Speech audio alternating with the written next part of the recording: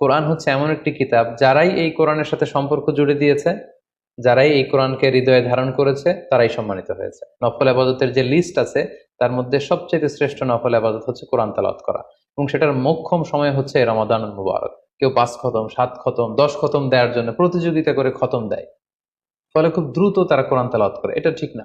রমাদানুল মুবারক এটা কোরআন নাজিলের মাস। আল্লাহ তাআলা বলছেন, শাহরু রমাদান আল্লাযী উনজিলা ফীহিল কুরআন। রমাদান তো এমন মাস যে মাসে আল্লাহ তাআলা কোরআন নাজিল করেছেন।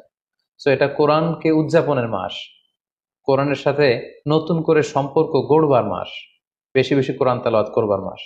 নফল আবাদতের যে লিস্ট আছে, তার মধ্যে সবচেয়ে শ্রেষ্ঠ নফল আবাদত হচ্ছে কোরআন তেলাওয়াত করা, এবং সেটার মোক্ষম সময় হচ্ছে রমাদানুল মুবারক।